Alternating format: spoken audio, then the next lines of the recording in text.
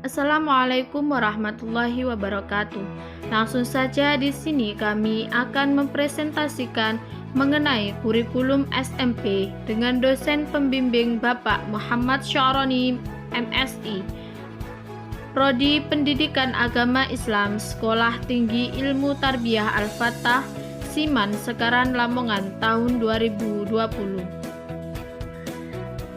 Dengan nama kelompok sebagai berikut: Sofiuddin Nawawi, Zulfi Mafluhah, Ratna Anggi Fitria, dan Rahman Hakim. Isi pokok pemaparan kelompok kami adalah: 1. Alasan mengapa kurikulum harus dikembangkan sedemikian itu. 2. Muatan kurikulum unggulan yang berbeda dengan sekolah pada umumnya. 3. Target lulusan menjadi seperti apa. Dan 4. Program kegiatan. Selanjutnya adalah pembahasan. 1. Alasan pengembangan kurikulum, yaitu berpusat pada potensi perkembangan, kebutuhan dan kepentingan peserta didik dan lingkungan secara nasional maupun internasional. 2.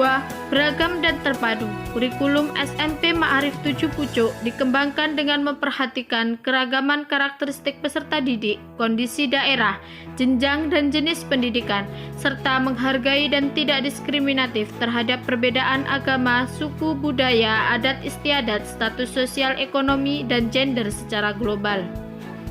3. Tanggap terhadap perkembangan ilmu pengetahuan, teknologi, dan seni. Kurikulum SMP Ma'arif 7 Pucuk dikembangkan atas dasar kesadaran bahwa ilmu pengetahuan, teknologi, dan seni yang berkembang secara dinamis. 4. Relevan dengan kebutuhan hidup. Pengembangan kurikulum SMP Ma'arif 7 Pucuk dilakukan dengan melibatkan stakeholders untuk menjamin relevansi pendidikan dengan kebutuhan hidup kalangan dunia usaha dan dunia kerja baik nasional maupun internasional. 5. Menyeluruh dan berkesinambungan. Substansi kurikulum SMP Ma'arif 7 Pucuk mencakup keseluruhan dimensi kompetensi bidang kajian keilmuan dan mata pelajaran yang direncanakan dan disajikan secara berkesinambungan. 6. Belajar sepanjang hayat. Kurikulum SMP Ma'arif 7 Pucuk diarahkan kepada proses pengembangan, pembudayaan, dan pemberdayaan peserta didik yang berlangsung sepanjang hayat. 7. Seimbang antara kepentingan nasional dan kepentingan daerah. Kurikulum SMP Ma'arif 7 Pucuk dikembangkan dengan memperhatikan kepentingan nasional daerah untuk membangun kehidupan bermasyarakat, berbangsa, dan bernegara. Antara kedua kepentingan tersebut harus saling mengisi, memberdayakan sejalan dengan falsafah negara kita, Bhinneka Tunggal Ika, dalam kerangka Negara Kesatuan Republik Indonesia. 8. Mampu bersaing di dunia internasional. Kurikulum SMP Ma'arif 7 Pucuk dikembangkan agar peserta didik mampu bersaing di dunia internasional secara global dan dalam berbagai bidang.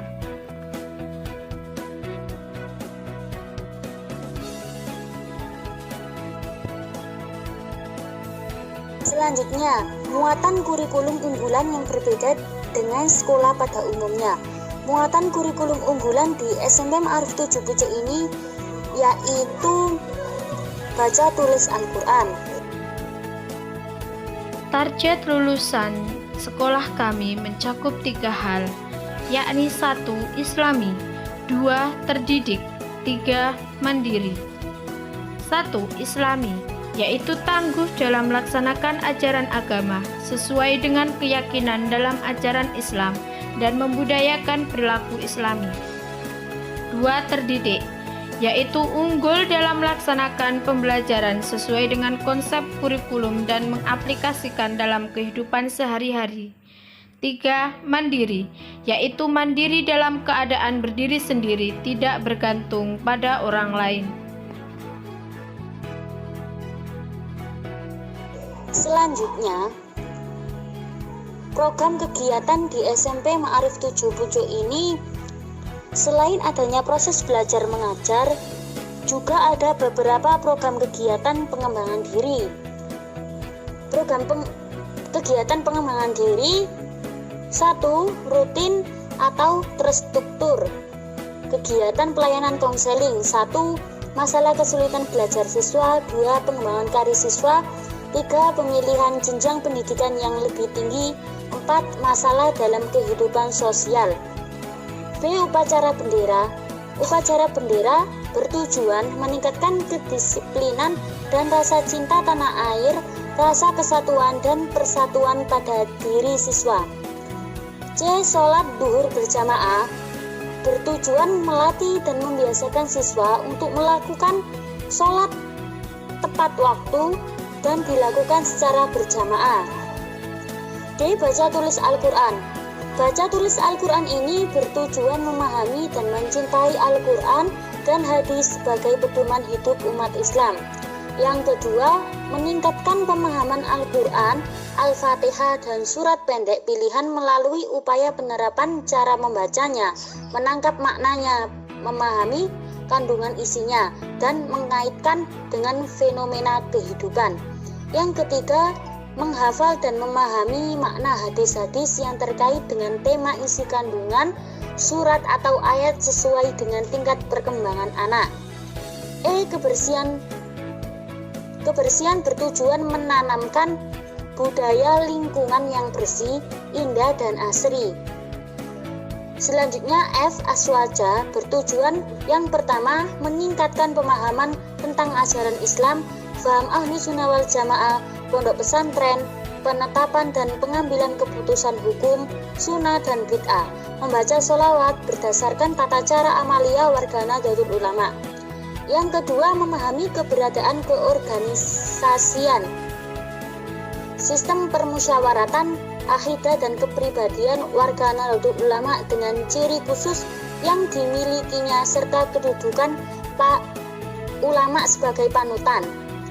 Yang ketiga, memahami pengertian mazhab, kaidah fikih, hitan dan sistem persaudaraan yang dikembangkan oleh Nahdlatul Ulama serta mengaplikasikan dalam kehidupan sehari-hari. 4. Membiasakan perilaku akhlak terpuji seperti menghargai perjuangan ulama, ikhlas, taat, khauf, taubat, tawadhu, tawakal, ikhtiar, sabar, subur, qanaah, husnudon, tasamuh, ta'awun, berilmu, kreatif, produktif, dan pergaulan remaja serta menghindari akhlak-akhlak tercela. G. Sholat duha atau tausiah bertujuan melatih siswa agar bisa menjalankan sholat-sholat sunnah. Yang kedua, memahami pengertian dan keutamaan ilmu dan fikih, hakikat, niat, memilih guru, memilih teman, adab menuntut dan memuliakan ilmu sesuai dengan ajaran Islam. Yang terakhir, membiasakan amalan untuk menjaga kelestarian ilmu, memudahkan mencari rezeki, bersifat tawakal, wirai, dan kasih sayang dalam kehidupan sehari-hari. Selanjutnya, senam bersama ini bertujuan meningkatkan kesehatan jiwa dan raga. Yang kedua, mempererat hubungan antara guru dan siswa. 2. Pilihan. Latihan dasar kepemimpinan siswa ini bertujuan untuk yang pertama, melatih siswa dalam berorganisasi. Yang kedua, mempersiapkan siswa untuk menjadi pemimpin yang handal.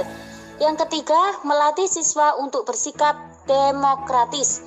Yang terakhir, melatih siswa belajar mengambil keputusan dengan cepat. B.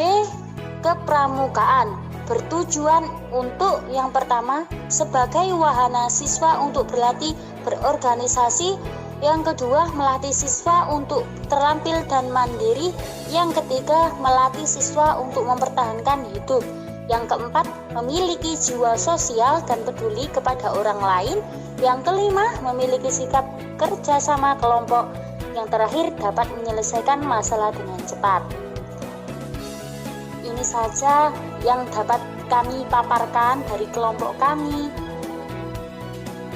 Wabillahi taufiq wal hidayah. Waridho wa inayah. Wassalamualaikum warahmatullahi wabarakatuh.